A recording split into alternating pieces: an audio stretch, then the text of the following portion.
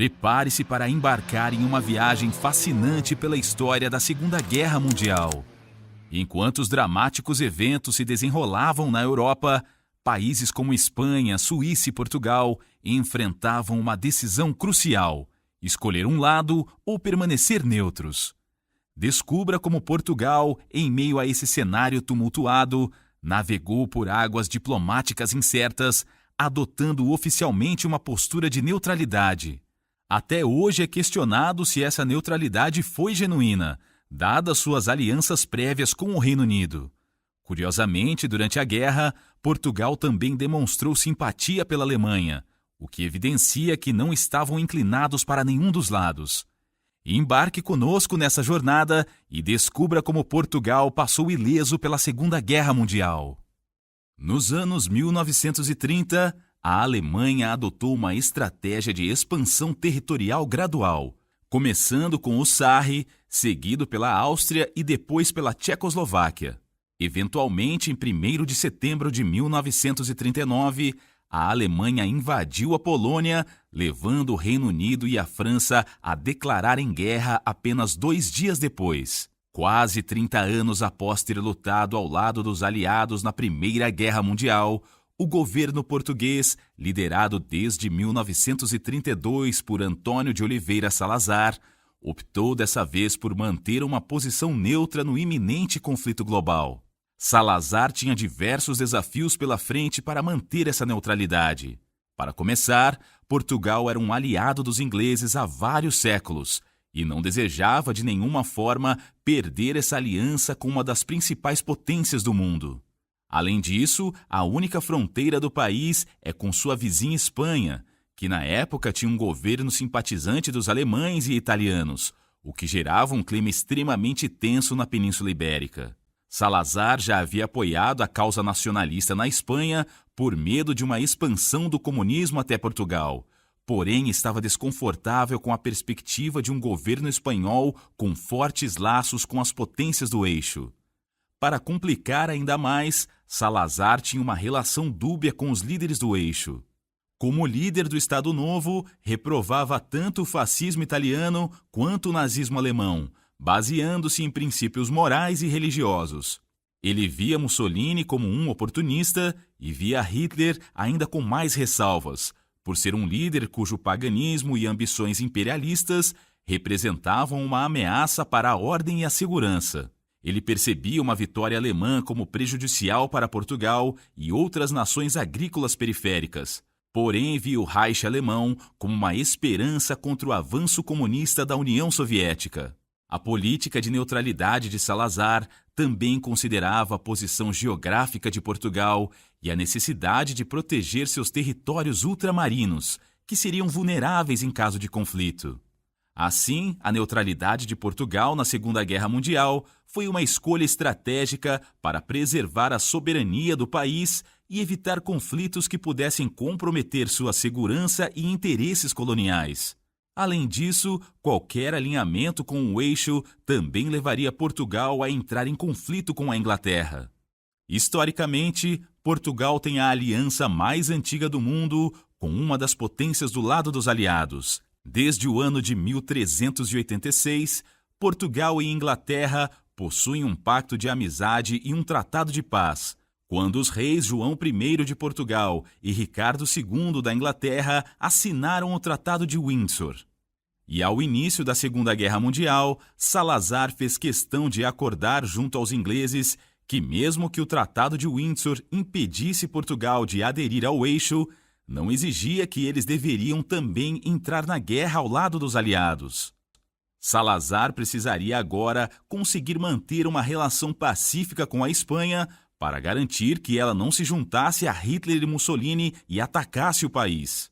Este esforço começou antes da guerra, quando em 20 de setembro de 1938, o embaixador de Portugal em Espanha, Pedro Teotônio Pereira, sugeriu a Salazar a celebração de um pacto de não agressão com a Espanha, preocupado com as simpatias espanholas pela Alemanha e Itália. Após negociações, o Tratado Luso-Espanhol de Amizade e Não Agressão foi assinado em 17 de março de 1939. Com a rendição da França em 1940 e a ameaça alemã nos Pirineus, Salazar buscou fortalecer ainda mais este tratado, resultando na assinatura do protocolo adicional em 29 de julho de 1940, com o objetivo de reforçar a neutralidade de Portugal e Espanha, garantindo a segurança peninsular durante o conflito.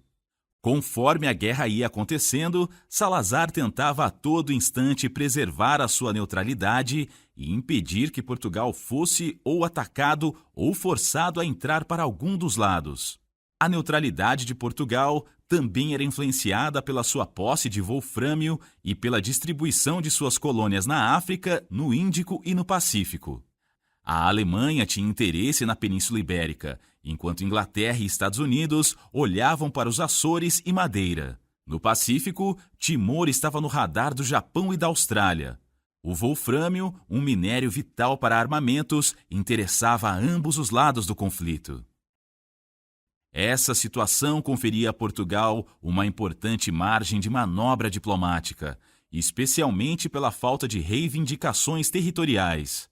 Quando a guerra começou, muitos países pequenos na Europa optaram pela neutralidade.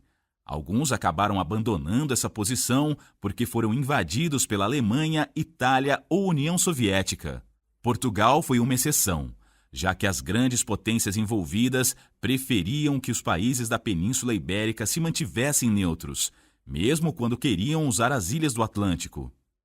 Os meses mais perigosos foram de julho a dezembro de 1940, quando a Alemanha planejava uma grande ofensiva em direção a Gibraltar e ao norte da África, ameaçando Espanha e Portugal. Depois, a Alemanha mudou de foco para o plano Barbarossa de ataque à Rússia, deixando de lado a ideia de invadir a Península Ibérica. No entanto, a manutenção da neutralidade portuguesa nem sempre foi bem recebida pelos dois lados do conflito, com a questão do wolfrâmio sendo particularmente delicada.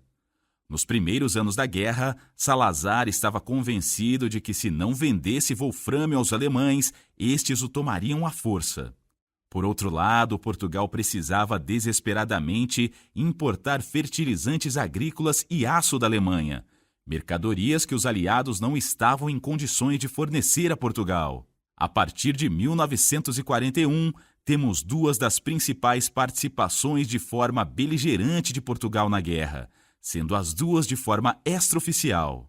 O Japão, um dos países do eixo, decide atacar o Timor-Leste, que era de ocupação portuguesa na época.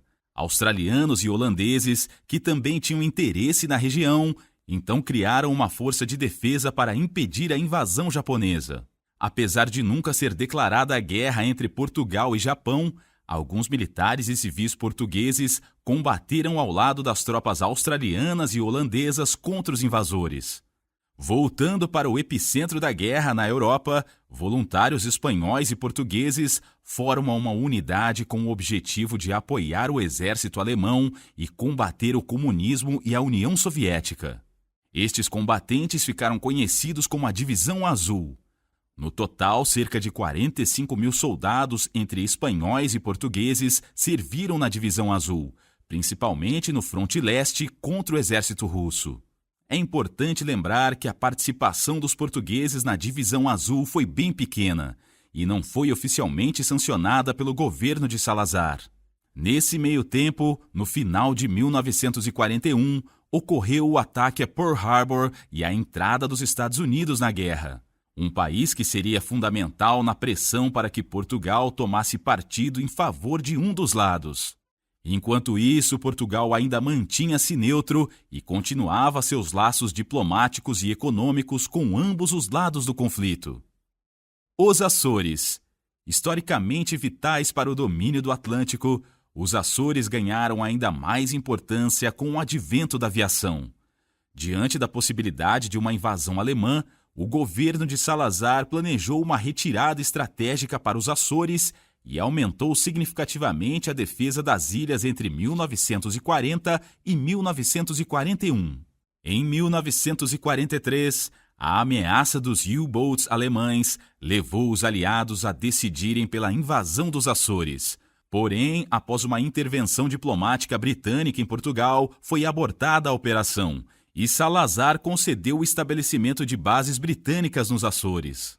Os Estados Unidos ficaram insatisfeitos com o Acordo Luso-Britânico de 1943, pois não permitiu o acesso às bases nos Açores para operações no Atlântico. Salazar mantinha um equilíbrio delicado, cedendo em alguns pontos estratégicos, como as bases nos Açores, para preservar a neutralidade e a soberania. Em dado momento, Londres intensificou as pressões para que Portugal parasse de vender wolfrâmio à Alemanha, uma mercadoria que Portugal também vendia à Grã-Bretanha e aos Estados Unidos. Quando a pressão sobre Portugal se tornou insustentável, Salazar aceitou o pedido dos britânicos em nome da aliança. No entanto, para manter a neutralidade, Salazar optou por suspender as vendas para ambos os lados do conflito, abrindo mão assim de uma importante fonte de receita para os cofres do Estado. Após longas negociações, Portugal e Estados Unidos assinaram um acordo em novembro de 1944, permitindo aos americanos o uso da base aérea de Santa Maria nos Açores. Em troca, Salazar garantiu o fornecimento de armamento, a restituição da soberania sobre Timor após a guerra e o compromisso dos Estados Unidos de respeitar a soberania portuguesa em todas as colônias. Com isso, os Açores se tornaram uma base importante para as operações militares aliadas no Atlântico.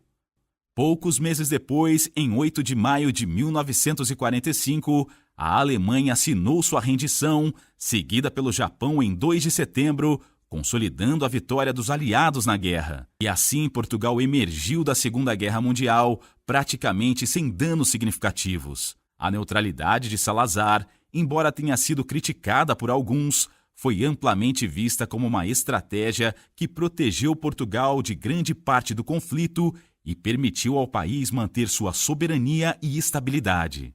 Ajude a impulsionar o trabalho do Total History. Clique no botão Valeu e faça uma doação para apoiar nosso projeto. Explore mais histórias fascinantes em nossos vídeos. Inscreva-se, deixe seu like e compartilhe seus comentários sobre o vídeo. Até a próxima!